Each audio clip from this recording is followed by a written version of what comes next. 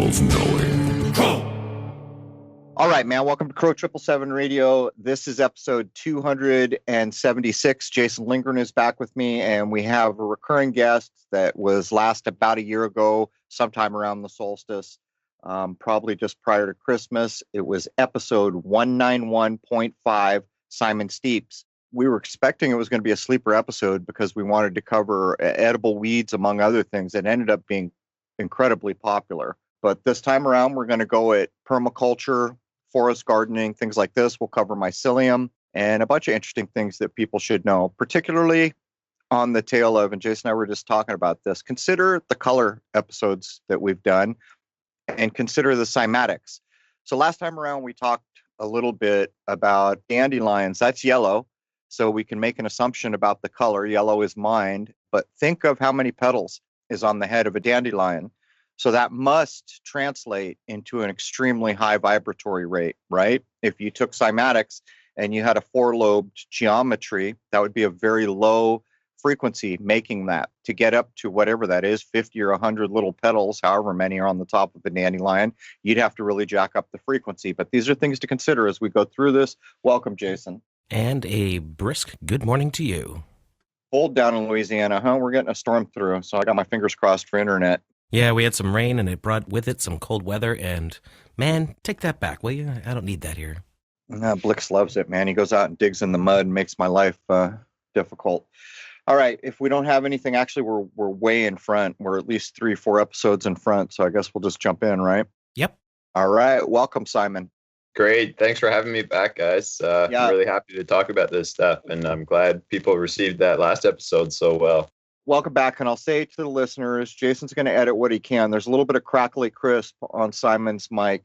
We tried to work it out. Jason will do what he can in the edit, but you'll have to bear with us.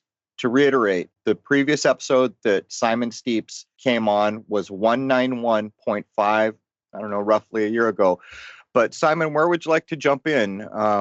Do you want to go through some of the notes you provided verbatim, or do you want to start somewhere else? Well, let's just start with the general idea of permaculture. I can just sort of outline that, and then we can get into the different sort of specifics. Okay.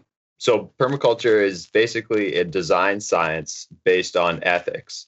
And so there's care for people, care for the earth, and care for the future generations are kind of the three basic principles of permaculture. And so everything you do has to be based on those fundamental ethics. So right off the bat, you're onto something, right? But then you can sort of sum it up into alternatives for building a more symbiotic relationship with nature so that we provide all of our needs and don't have to work as hard to get them, essentially, right? So nature's out here doing all these things that nature does, and nobody's interfering, and she produces all of these great things like we discussed in the last episode. Now, permaculture comes in and says, okay, here's where humans are going to live. Now let's look at what nature's doing, and let's now design that little area around where we're going to live to really sing. So the idea in alchemy, again, where you exalt it, right? So we're exalting in an area around where we want to live, if you will, to really provide the needs that we require, be they food, medicine, water, shelter, community, power management, sewer treatment, all of these things that we need, we can design in a local sense that work with nature to be of benefit to, again, the future generations, ourselves, and the world around us. So it's a bit almost like alchemy here, where we're going to do what we're going to call science. It's going to be the science of plants and planting, but we're going to have a care for nature, and we're going to try to create and make things within the scope of what nature allows. And so this definition you laid down runs us in great to the next bullet point, which is symbiotic relationships. Now, there's a couple things I'd tee you up, I guess. In all the research I've done about people way back in the day, Lord knows how long ago, hundreds of years probably, realizing that, hey, I want to turn this rosemary into a tincture. But this old dude 300 years ago told me that if I plant this plant next to the rosemary is all the more potent for it. And so there's an example of a symbiotic relationship. But I notice in your notes, you actually refer to the relationship between the living things in nature as a guild. Yes. So that's a term in forest gardening that basically denotes a grouping of plants that maybe were specifically chosen to grow there. In the forest gardening sense, we often choose the plants that we want, but there's a balance as well in what I like to do where you allow a lot of things to come in as well, right? So there's this balance.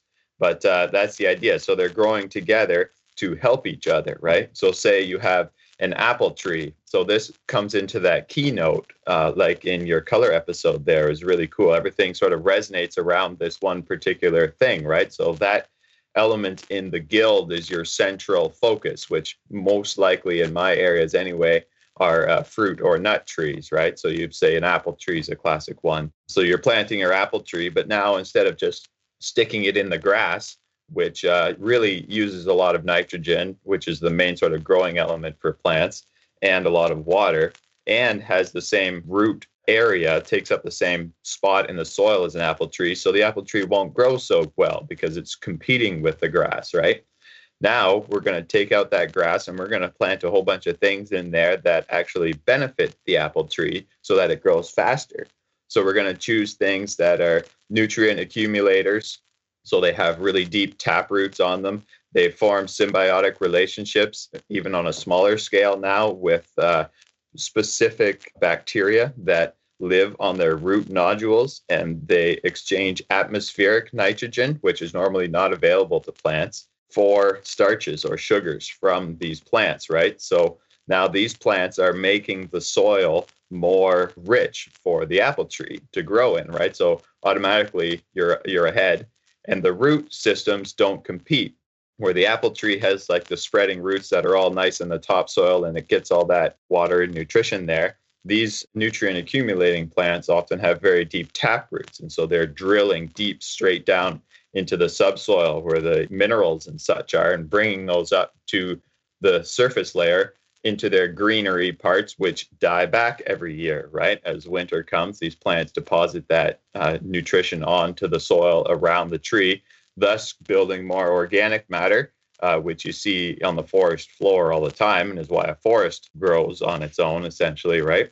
So then you're looking at other things. So now how about insect-attracting plants that have really nice, beautiful flowers and smell good that attract your bees so that your tree gets pollinated even better, right?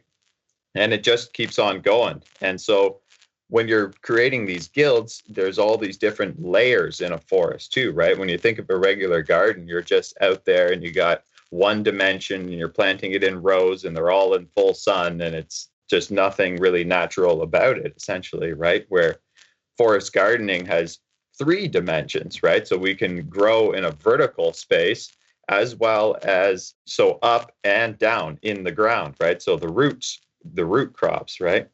And so now you can take up so much more room. So you have overstory, big, tall, epic nut type trees, and then your smaller apple trees. And then under there, you get your shrubs, right? Raspberries and so on. And then you have your herbaceous plants like lavender, say, or something like that, right? Because that's attracting the bees. And your little ground covers, your strawberries and things. And then you grow vines in there. And all of a sudden you have like a ridiculous amount of stuff all basically in this little climate, microclimate that you've created that's all benefiting this fruit tree to grow better. But it's also producing all of these other amazing things that you can't even really begin to fathom until you do it and then observe nature and see what happens, right? Because there's huge opportunity for life that you've now created that will just sort of explode as you manage it here and there and keep on observing it, right? Well, it brings to mind the episode we did with Clive DeCarl where he was talking about fulvic acid and the way he described the best you could do to try to relate it in people's minds to nature, which is where all the stuff is supposed to come from in our minds, is if you went into a pristine forest, went into the middle, went under some big honking tree somewhere, grabbed all the leaf litter and the mud or the dirt, made it into mud, and then drank it, there's your best fulvic minerals you could do. But to bring it forward into the guild idea, I recently saw a thing from Japan, which is so far from the way we think. When we want to grow vegetables or something here, we always have like these pristine rows, every weed is pulled and it's just radishes or just carrots. Occasionally they might pair one or two. Like here where I live, they occasionally pair three things together: corn, beans, and squash, or I forget exactly what it is, but it's based on what the Indians had left to teach them. But in this place in Japan, it was these remote villages in Japan, and they were going out to what just looked like a bunch of weeds in a field, moving the weeds aside, and there was vegetables. They weren't even weeding, and they were saying that the symbiosis makes what they're harvesting all the better for it. And I thought, wow, that's a million miles in thinking away from the way we do it here. Yeah, that's good stuff. So Masanobu Fukuoka is really a neat Japanese guy who sort of pioneered that idea, possibly, or brought it back, or whatever you say, I guess. But he was one of the sort of forefathers in this kind of a movement. And yeah, he was growing rice with other stuff in it, right? So he was doing his clovers and things like to help his nitrogen. And, he went from there. And of course, they're taking it even further now, which is totally awesome, right? But there is that whole idea, like there's way more life force present, right? And when you're growing things in this way, we're just learning so much from nature. We don't really know very much. We think we do, but not everything likes it on the hot, sunny, flat ground. And there's a lot more life force that you're able to harvest from these plants, because we're talking a lot of perennial stuff, right? So these plants are there year after year, and their roots are really building that relationship. And you mentioned the mycelium, we'll get into it more, but this is when you start to build those mycelial networks of the underground connection between mushrooms, right? Mushrooms are the fruiting body, but when you don't disturb that soil, so when you create that forest environment, that's when it builds, because if you're tilling your soil every year, you're destroying that mycelial network. And so it never has that chance to really build those communication structures between the different plants, right? And not only are they communicating in a sense of, there's evidence showing like that you get a bunch of trees and at one end they get hit by some disease, and then all of a sudden they make their antibodies, if you will, but then the trees down the line, they don't get the same thing, right? Because they've already created this stuff, because they were warned in advance by the mycelium in the other trees possibly, right? And so it's some really neato stuff going on with that. And we always like to talk about the life force, right? So I think there's really something to be said about how much more you get when growing plants together that really go in symbiosis, right? Before we came on the air, I was making the joke of Avatar, the movie with the giant blue beings poking us in the eye, because the scientists go out and say, oh my God, this whole forest, look, I poked this with a needle and the whole forest is connected. Everything's connected. And they're kind of poking us in the eye as if you would have to go to some foreign planet somewhere where giant blue things live to find such a thing. And I think you make a really important point here, because we do till, and we do, for the most part, have like these pristine rows when we grow things. Even when you get into grapes and trees, like where I am, there's a lot of farming. It's really that one plant, and it's like sterile, and it gets carved up a lot, that ground. So the importance, if there is networks, that gets disturbed every year. And I think the further forward we get, we kind of realize we have not been doing it the best way we could for a long time. And that sets aside the idea of the diversity that has been thrown aside by the way we currently grow things. Yeah, this is all about diversity in a lot of a sense. Like in the whole permaculture science, if you will, it's this overarching design way of thinking, right? And it's an umbrella that encompasses many things. So forest gardening is one element of this permaculture design, where you're creating a forest environment that you've intentionally designed with, of course, the help of nature all the time. But then you can also encompass other things under this umbrella, like market gardening, right? Where we are still growing these classic vegetables that we all like to eat at the grocery store, lettuce and kale and beets and whatever, right? But then it's about designing those systems so that they work even better as well. So doing no-till or low-till systems, high in mulch, and setting up these garden beds so that they capture rainwater, and we need to use way less irrigation and all of these different things, right? So there are all these different elements, different ways of growing food under the permaculture umbrella, as well as designing everything else, right? Be it your home and the whole landscape upon which you live. So there's a whole community design. Anyway, basically you can design anything with the idea of permaculture in mind and applying the certain principles and ethics to your design. And it's a lot about spending the time to create the design and know what you want to do before you go in and put in the effort. A lot of things we see these days, they just kind of get the job done, if you will, right? And get out there and do something and put the work in. But there's not a whole lot of thought put into what's happening here already on this land and how can I put my efforts forth such that it's most benefit for me and the earth to use what is already here. Like if the hill is sloping and the water runs downhill, well, let's see how we can use that water and direct it to where we want to go in a passive way that is beneficial for everything, rather than just putting in a ditch and draining it off my land as fast as possible because I don't want this wet spot here, sort of a thing, right? That guy hasn't thought about this vital source of water, and now he's going to go and pump out the aquifer to irrigate everything, sort of, right? Right. I think the first time that I became aware that we're probably not doing things as well as we could was almost 30 years ago. I love blueberries, so that's one benefit of living in Rhode Island. Every year there's huge crops of locally grown blueberries, and I love them. But 30 years ago, my wife, I, and my father was still alive. We went kayaking on the Charles River, and we got to this one part of the Charles River where one side was just a complete wall of blueberries right on the river, like actually hanging over. We were in our kayaks, we could pick them. And I realized I'd never tasted a blueberry in my life. At first I saw them, they were tiny, a fraction of the size of the ones that you see grown. And there are different varieties, but I thought, oh, these are, there's not going to be much to these, but oh my word, they were the best blueberries ever. I've never eaten anything since that even comes close. And I started thinking, what's different about this? And there they were, perfectly shaded, probably their roots in the river, hanging over the river. And as we went, some of the locals were just out and you could see them collecting blueberries for blueberry pancakes.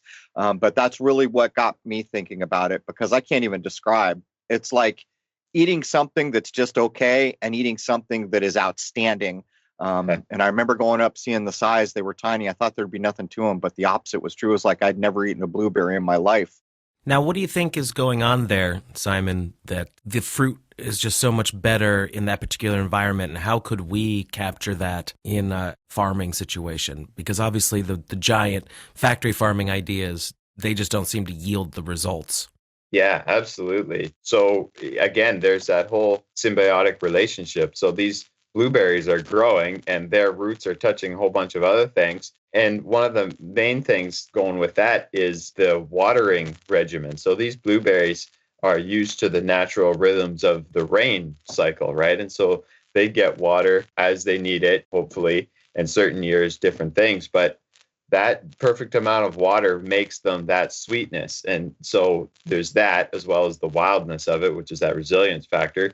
But then you go to like a big farm and these guys it's all about weight, right? So they just pump these things full of water, and that water often has the fertilizer, right?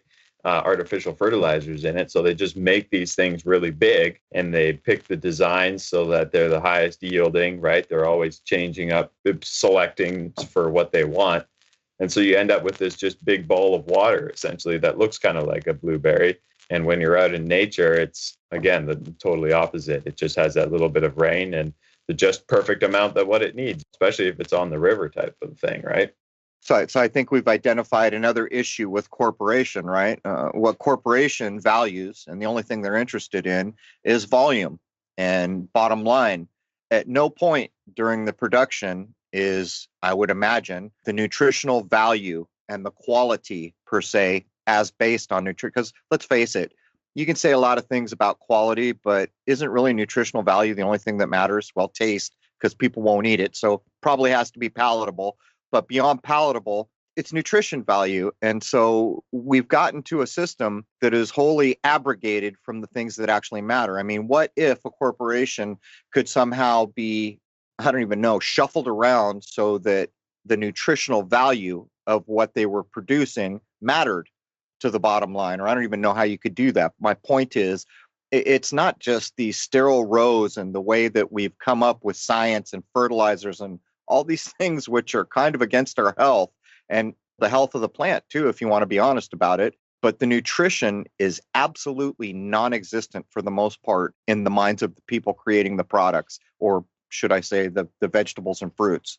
Well, yeah, absolutely. Right. So that's what this is all about here, is creating maximum nutrition. So that's one of the ultimate things with this too. Like the food growing aspect of permaculture is always the like really sexy part of it, if you will, right? Like that's what, when you say permaculture, that's sort of the first thing people think about is growing food, because I mean, we're so intimately connected to food, and when you grow it, you're using plants and it's all beautiful and all these things, right? So creating that nutrition, like, so we could feed so many more people on the planet. There's this whole idea of we need to do these big farms to feed so many people, but that's all, like you say, nutrient dead food, right? You could grow as many acres of corn as you want, but you're not going to thrive and you're not going to live off of it. Where this stuff you could grow on such a smaller footprint, if you will. Like, so cities is a great example, right? So many people are living in the city, and this stuff works so well in the city, like little backyards and any little green space. Like the amount of food and medicine that you can produce on these like small areas in the urban landscape is astronomical. Like some of the examples out there, it just boggles your mind to think about how much stuff they're pulling off of these little plots when they use intelligent design and work with nature and are out there putting in their due diligence, right? So it's really, really something to see. And I mean, the city really needs it, right? Instead of shipping stuff from all over, here we are. We can make some amazing strides growing food in the cities is one thing. When I was coming up, half of my family was in the Michigan area, and my grandparents always, and the whole time that I knew them, always had a garden, and in the yards that were big enough, they'd have a tree, a lot of apples and things like that in Michigan. I think there might have been a cherry tree at one point. But the way it worked was in that older way that we used to live, every neighborhood where there was enough room in the yard, there was at least a food-bearing tree, if not a small garden. And what would happen is when the apples came ready, there'd be so many, they just trade. So that person had pears or that person had something else. Can you imagine if in the cities now, or if you have any kind of a yard and you could choose one tree and you're in California, you say, okay, I'm going to do an avocado, someone else a lemon, someone, and then you can trade all these things, because the truth is, and Owen, when we had Owen on, I asked him point blank, because there's whole groups of people around Owen now going back to the land, cultivating, growing, trying to be more self-sufficient. And I said, Owen, how many families could you feed on a single acre? And he reckoned it would easily be 10. And so when you realize it's, I think in our minds with the modern way we live, and we've kind of gotten so lazy, we think it's too hard to do these things, but really it does not take much land to produce a lot. Think of the amount of fruit that will come off one orange tree in the fruiting season. It's pretty much more than any one family could ever consume. Yeah, that was really great stuff with Owen on there. Like, he's doing some really good stuff, and hats off to him, right? That whole building community and is just so important. And I mean, so permaculture is really about community too, right? I mean, you got to live with people, and humans are communal, and to have that strong body around you is so important. So yeah, that was really great. Talking about local currencies and these things, I'm fortunate enough to live in an area where we have a local exchange and trading system, and we have our own local currency. So we sign up and we meet a few times a year and have these little market days. We send each other emails, and it's like, hey, I got too many blueberries. Who wants them? I'm going to sell you them. We sell it for a deal, and we're going to use this local currency that we have, and different guys keep track of the currency, and you got your account and it goes up and down, and you trade whatever you can, be it skills, be it food. Different people raise eggs, guys raise lambs. Like, there's a whole bunch of stuff, all just within 15, 20-minute drive sort of from where I am. I can go and get all of these different things from people who I know and I trust and are doing good, and using a currency that has nothing to do with the big brother, if you will, right? Here where I am in Rhode Island, one of the things you see a lot, like they put all that, I'm kind of in a farming area. It used to be just fishermen and farmers here before it started to get gentrified, which is happening now. But there's still a lot of growing going on everywhere. And the squash plant underscores what we're doing here, because you'll drive by people's houses and they'll have like a little fruit stand out with a money jar. says grab a squash for $1 or grab a tub of blueberries for $2 or $3. And I'm not kidding, it's everywhere, but the squash is a good example because a single squash plant typically produces more squash than one family can consume. But the longer into the season, the fruiting season it gets, the bigger those squashes get. So as you're driving through the neighborhood, you'll see this 3-foot squash that someone wants $2 for. I mean, you could eat a week on a squash that size, but it just underscores what we could be doing. Yeah, absolutely. Just want to bring it back. Here's a really good a couple examples here of some really inspiring permaculture guys to go and check out, like Jeff Lawton. He's sort of taken over the head of the Permaculture Institute out of Australia, sort of where this whole science developed, if you will, as a recognized science. And one of my favorite things about what he does is he does a lot of his aid work. So he goes to these really extreme countries. And so he's over in Jordan in the Dead Sea Valley, where like you're talking total desert.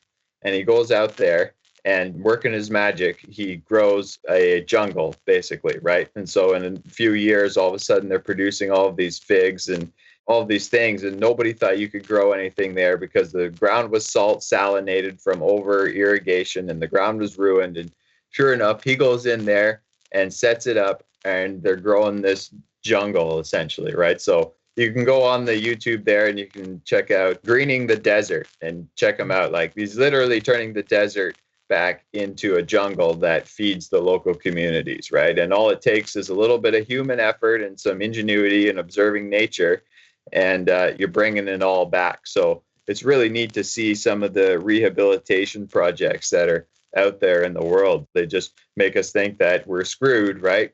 But really, sure, we've done a lot of damage with these big machines and things, but to then take those big machines and use them in like a well-designed, thought-out way and create these beautiful landscapes that harvest water appropriately and direct it where we need it and do all of these things that benefit life, right? So right now we have these really big flat Monsanto fields, but if you went out there with that same kind of equipment and started digging ponds and building mounds and directing these little water streams to do all these different things that provide different microclimates for plants to grow, it's just amazing how you can facilitate life. And that's really a prime time example there of in such an extreme environment at the Dead Sea Valley. So highly recommend going and checking out Greening the Desert by Jeff Lawton. It's real inspirational stuff he's doing over there.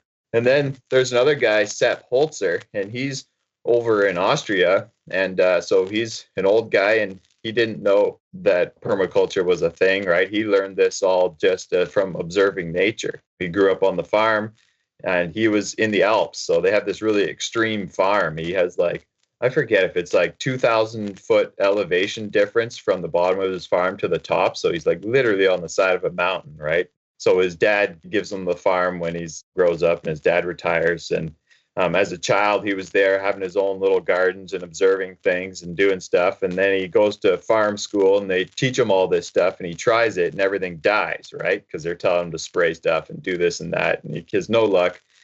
And so he just finally gets upset and says, forget all that. He's going to go back to the stuff that he was doing as a kid, right? And sure enough, he starts observing nature. And now this guy's got this most amazing thing, literally perched on the side of the mountain. He's created all this interconnected water elements. So he's like harvests his water at the top by putting all these terraced landscapes in, right? So he comes in with a little excavator and makes these flat spots. So they're like steps down the mountain. And he's connected all of these waterways, grows a million things there. And because of his ingenuity in creating these microclimates, which are so awesome, the guy literally is growing citrus in the Alps, right? So this guy's growing so much stuff that you wouldn't even think is possible being like 4,000 or 5,000 feet elevation where like you get deep snow and you get straight up winter there. But just the way that he set these things up so that they really, you got your pond and the sun shines on it and it holds that heat and it reflects it back into the rock wall of the mountain where you sliced your little terrace out of and all these different things, right? It's just, you can't even imagine really the number of connections that get established in such a thing where he's got fish in his ponds and he runs his cattle on these places and all this just looks so wild. And if you didn't know, you would just think it was just this crazy sea of green, right? But once you start to understand it, it's like, oh man, those are apple trees and this is hazelnuts and he's growing this here and that and all these plants. You start to see it all come together, and it just is absolutely astounding as to what this guy's done there. And then he's gone out and he does all these grand projects around the world, like in Spain, where they're drying up and all the oak trees, I think they are, anyway, they're all dying because of drought, right? And he comes in here to this community and they haven't had water in so long. And he just comes in there and does his thing with his big machinery and just does it just right. And now they have these like 10-acre lakes or something like that, right? He's brought these huge lakes back and just unbelievable. One day this was just barren desert of sand. And next day, not the next day, but you get the idea, it's full of water again, right? It doesn't take very long. And now you're recharging the groundwater. Now you're bringing all sorts of life back, because water is an essential element, right? I mean, nothing grows without water. And so it all really does start with water, and to really see the land and how the water and earth interact with each other is a really vital element in this whole design science. Really got to fundamentally start with the water, because water flows downhill and it's essential to life. So here we are on any given plot of land. Now let's see what's the water going to do, and then make our decisions from there, right? How are we going to manage that water and use it and just keep it on our land as long as possible, and make it as slow and gentle as possible, such that we can extract the maximum amount of life from it before it leaves the system, right? So this is a great example, like of energy in a system. This is a really good way of seeing the permaculture design, I guess. It's like a spider web, if you will, right? He creates all of these different connections between all of these different strands, and you get this really strong web of interconnection, right? And so we want to do that same thing on our land, such that we capture all of the energy. And so you can imagine solar energy, right? That's what we get. The sun shines down and we get this energy. Now, how can we use that most appropriately on our system? And so we set things up such that the sun shines in and it grows this apple tree, which produces this fruit, which falls on the ground here, which feeds this chicken, which fertilizes the ground, which helps the fruit tree grow better. But then it's also connected to all of these other elements, right? And so it's just really, really quite something. So how do you connect all of these different elements together so that it's a resilient net? And if one of them fails one year, it's not a big deal, because you have all of these other things holding it up, right? If one year you don't get apples because of some late frost or something, well, not so bad, because my plums and my peaches and my cherries and all my raspberries and things are still doing fine, right? And so you're not putting all your eggs in one basket, as they say, and you can really spread these things out to maximize resilience, right? At the end of the day, resilience is a really big thing in this whole system, because everything is so fragile right now, right? One thing can wipe out a whole crop of corn without too much trouble.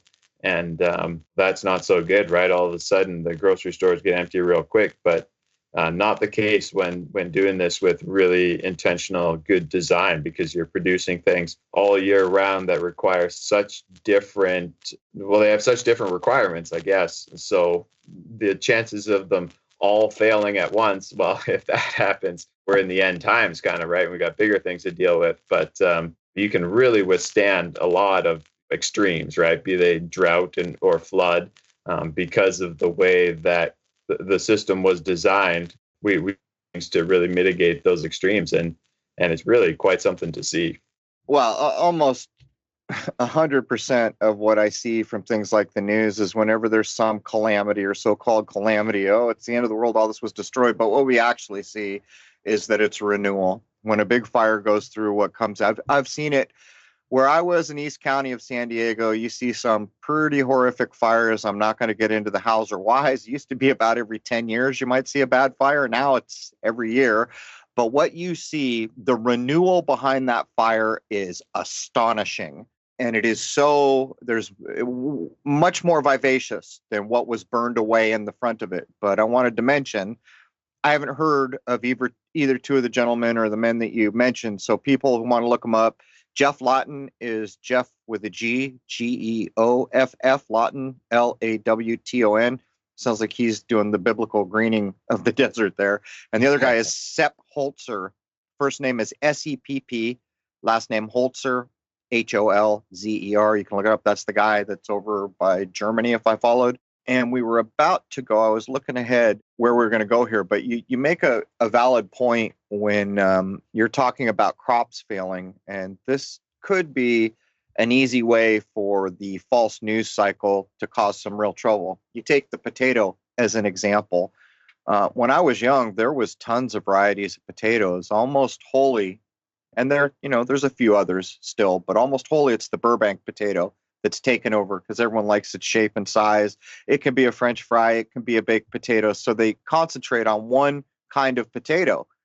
And everyone's known for decades that if the blight that kills that kind of potato ever rears its head, there's going to be a hell of a crop failure because there's no diversity. And this is part of the problem too. And I think some of the good examples of the diversity loss, clearly, because I've studied this, apples.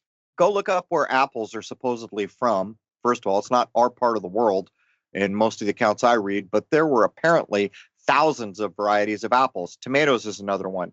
Actually, chickens, believe it or not, is another one. And what's happened over time is the diversity that we had less than 100 years ago is just decimated at this point. And so a big thing in the South right now that I keep an eye on is people bringing back what they call the heirloom varieties. But there's a problem with that as well, because places like the former Monsanto were buying up all these heirloom seed companies and doing what they do best, which is evil. So this is part, again, of what permaculture would be concerned with to avoid these pitfalls. Oh, yeah. Saving seeds is huge, right? I mean, there's so many different things you can do with permaculture, right?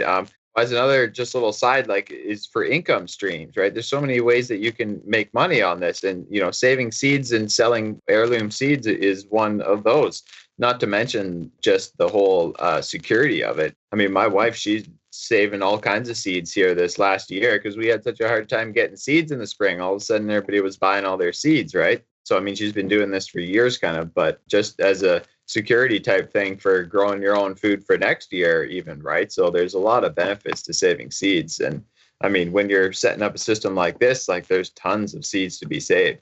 But yeah, you mentioned the chicken there, which is the classic like permaculture animal, if you will. And we just got some chickens this year for the first time, and we're running them out in the yard here. And it's really neat. And you talk about the different kinds of breeds. And so I went and found this really great Canadian heritage breed chicken, which was bred up in Quebec in the early days of Canada kind of thing, to be super hardy for cold weather and to be good at foraging, to produce eggs and meat, and to be these big, hardy, strong birds, right? So I'm getting this really sort of specific type of breed that I thought was really neat because it covers all of the bases. Like, the less effort I have to put in, the better, essentially, right? And that's kind of a real principle of permaculture, if you will, is the energy audit. So how much energy do I put into a system versus how much energy do I get out of a system, right?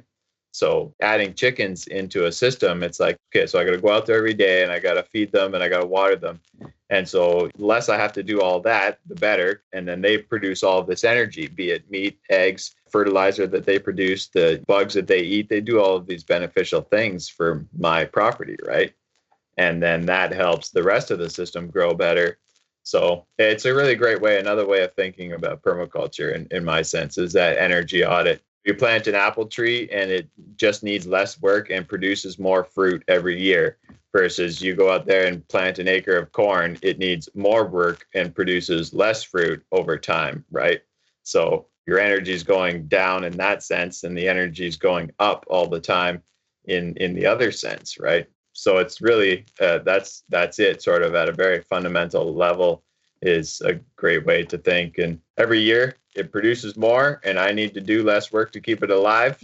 So, I mean, that's nature right there, right? So I really enjoy that way of considering when making designs. How much energy do I need to put in versus what am I getting out of it? I mean, calories is just a way of good measure, because it's a unit of energy, right? So you could just even think about how many calories do you get from that corn, and the energy to go into there. You can't eat, like, boggles your mind when you start to get into the building this tractor and paying for the diesel and all of this fertilizer and what's all entailed to even get this bloody tractor onto the field, versus this little forest garden of an acre over here where there's like one family working on it and they don't require any petroleum products to keep the thing going, right? And every year it gets better and better, and they need to do less and less because it's more resilient and more established and just kind of takes care of itself, almost with just a little bit of human manipulation, if you will, or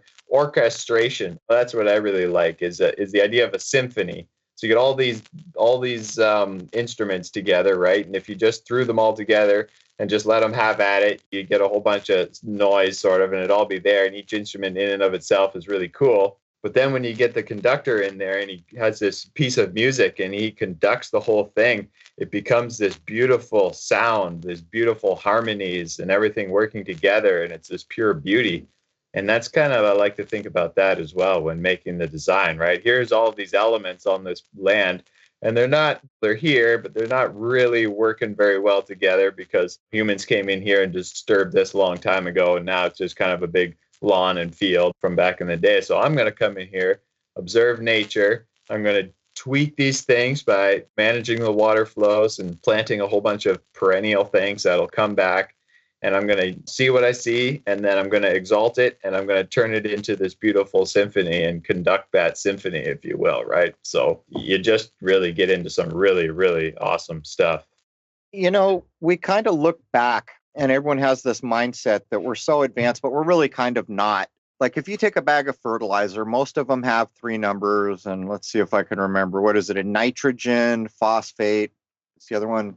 Potash. Potassium. Yeah, potassium, that's it. So they've schematized, no matter what you grow, these 3 numbers in certain varying amounts are going to cover whatever you're growing. And by the way, this is all chemical. And by the way, none of this is natural anymore. But if you go back to like what we're told the Indians were up to in the area where I am, where everything pretty much has an Indian name, we're told they would grow 3 plants. Well, how the hell did they know? They sure were not counting nitrogen and phosphates. And how did they know? Well, clearly, because they understood nature at some level. They'll take a corn plant. I think the other 2, I get this wrong a lot, but I think it's squash and beans. And the reason I think it's beans is because the other one climbs. So basically, you put these 3 things on a mound and you grow them together. The reason being is because one of the plants is pulling this out of the dirt while the other plant is putting it back in. And so the idea of crop rotation that we do, where we deplete a field, then we got to rotate the crop, and then we got to carve in whatever the next thing was to try to get back what we depleted before. The Indians were already doing it. And by the way, the beans climb. So guess what? The corn is the thing they're climbing on, as you were describing earlier. So they were doing what we would currently call permaculture. And they had no idea. This is what I'm getting at, the schematization idea that, oh, well, there's these basic 3 things that almost every plant needs. So if you have 10% of this and 5% of that, 90% of this, you can grow this one. And I remember this wholeheartedly because I used to do bamboo. I thought there was so much promise in bamboo as a way to deal with waste and have building materials at the same time.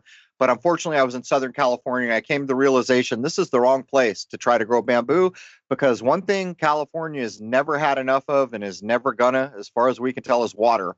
And bamboo needs water. But the point is, bamboo loved nitrogen. So one of the things I started doing was growing these heavy wooded bamboos to see what we could make with them. And like people were making structures with this heavy wood bamboo, the clumping type, but there was always an ant problem.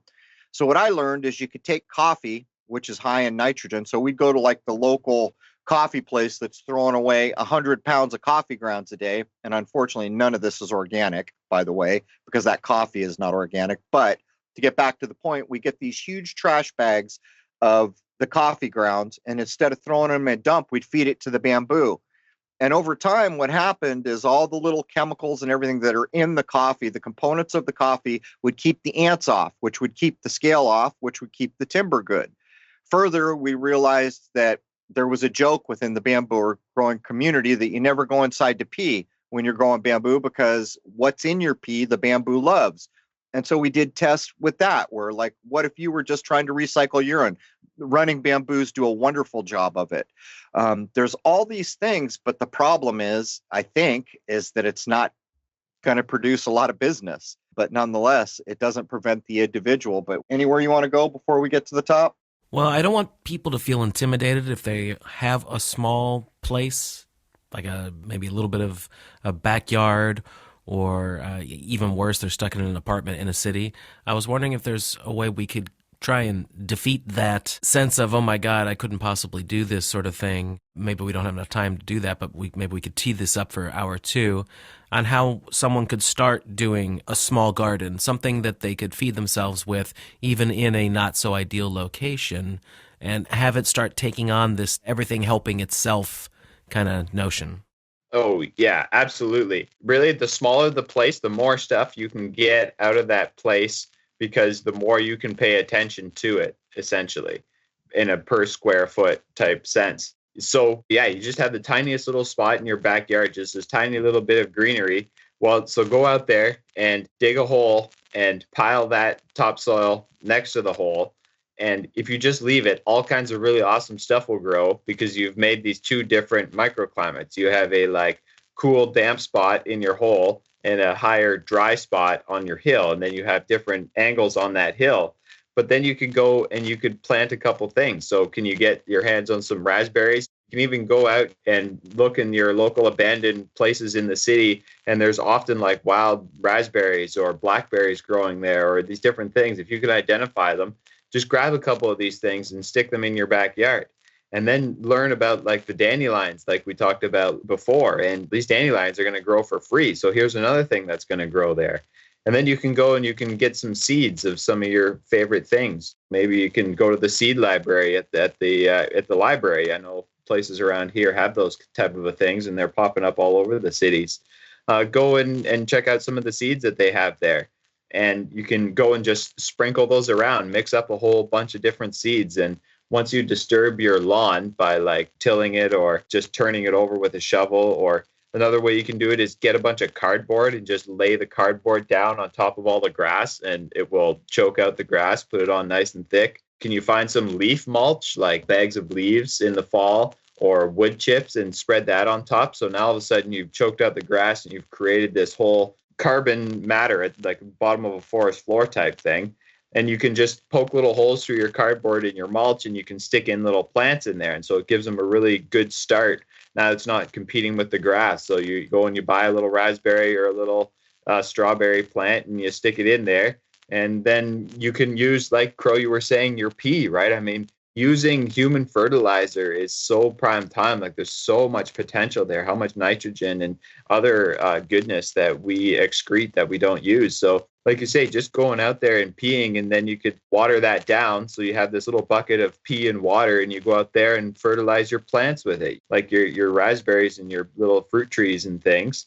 And then see what happens. Now just keep on observing nature, and it's going to change, and you're going to learn things, and you're going to start identifying different plants. And you get some of the books out there, and they start talking about these little plants. And I mean, there's great resources out there too. I'm going to give a shout out, I guess, to a couple of guys. Paul Wheaton is another one over at permies.com. That's permies.com.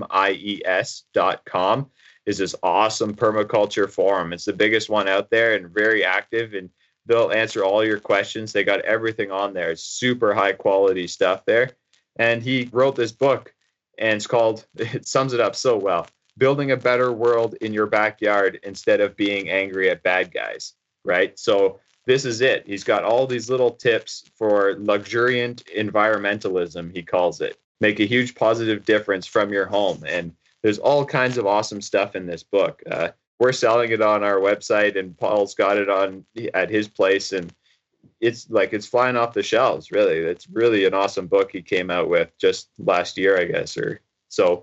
He's got all kinds of good stuff in there.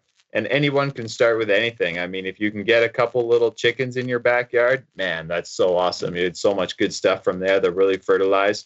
But you can just really start small with just some little herbs in a little pot on your windowsill, even is a big deal. And once you get into container gardening and see what other people are doing. Like, get inspired from what people are doing. Whatever your situation is, if you have a balcony, just go out on YouTube or something and type in like balcony gardens and see what comes up, or just type that into your search engine and see what comes up. Or like I say, go to permies.com. Really, if you go to permies.com and type in whatever your situation is, there's people who have a similar situation who are doing something really cool with it. And you'll get a little inspiration from that, and then just go from there and get your hands dirty. And once you start getting your hands dirty, nature starts responding, and you're going to grow all sorts of really neat things. And the potential is limitless, really, even with no funds at all. Like, you don't need money for any of this at the end of the day. So the potential is limitless. Just got to go out there and start doing some stuff. That's it, really.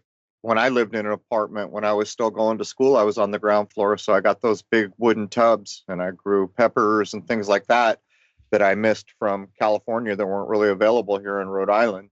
So I'll tell a little tale here, and it's true. And it demonstrates what I think is happening. The world is starting to want to do better. And I always make the joke Back to the Future, because they made the joke to poke us in the eye, except what they were using for wasn't so helpful. What I'm trying to use it for is attempting to be helpful. That we used to have all these ways that got thrown by the wayside that were good to go. Now, where I live here in Rhode Island, and this drove me bonkers, there would be these big open fields that used to be farmland that hadn't been for a generation or two. And it would be like a meadow. All the way up to your chin sometimes. Sometimes there was ones that would go above your waist or up to maybe your shoulders, depending on what kind of stuff was growing in there. And once a summer, a warm part of the season, they come in and mow these things to the ground, I'd say, and they would do nothing. They just freaking mowed it. Now, what are they doing, man? Do they have no idea of all the life they just stymied by doing that? So anyhow, across the street, a little ways away from me, there's an old farmhouse. It's like 100 and something years old, and some very well-off people moved in and redid it. And they turned this whole field that when I was a child was a butterfly stopover, not just any old butterfly, the monarchs. Anyone who wants to see how amazing nature is, where there is no lie, go look at how the monarchs migrate. They don't even live the whole migration. They die and have young, and then the young take up the migration to complete it. Sometimes 2, 3, 4 times. It's amazing.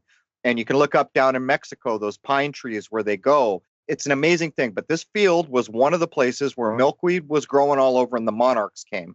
So they turned this whole, 2 acres into a lawn. So one day I was out there chatting with them, and I told them the tale. I said, when I was young, man, we used to come in this field and all the things that were alive. But when the monarchs came, we'd look at the caterpillars, and then all the butterflies would come. I didn't think anything of it. So a year later, I come back, and all of a sudden they're plowing up the lawn. And so I'm watching, minding my own business. And all of a sudden, all this stuff starts growing. Lo and behold, it looks like a Monet painting. They planted over an acre of all the wildflowers from southern New England, and people are pulling over to take pictures of this. So I see her out there working in it one day, and I said, wow, this is amazing. And everyone stopped looking. She goes, it was because you told us what was here when you were young for the monarchs that we decided to do this. And I thought, wow, that one offhand conversation that I didn't think anything of. I thought I was just telling them what used to be. They realigned almost 2 acres, I would say, to go back to nature. And that's where we got to go, folks. We got to quit with this chemical fertilizer. We got to quit with the sterile farming techniques. We got to quit with all this modern sciencey crap that has no concern for nature. Basically, to use the phrase in a beneficial way, we have to go back to the future. Anyhow, Simon, why don't you tell folks where they can find you?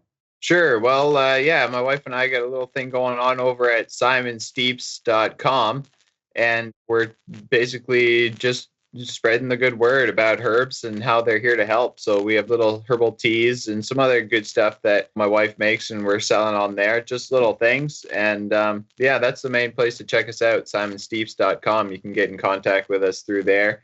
And I'm happy to chat with folks. It's a real passion of mine, and I really feel strongly about getting the word out there. So I do my little part, and hopefully this is helping people. All right, just so folks know, Simon, that's self-evident. Steeps is Steeps. That's Echo, Echo, two E's, Steeps.com. All right, that's going to be it for hour one of episode 276 with Jason Lindgren and Simon Steeps, basically covering permaculture. To refresh, Simon was first with us on episode 191.5, almost exactly a year ago. Join us for hour two at crow777radio.com. That's CRROW777radio.com. That's the only real Crow site. There's knockoffs that are up to bad. So join us on the other side. And I'd like to wish you all a happy, healthy, and higher-minded end to this era, which is speeding right up to our front door. There it is, man. Cheers.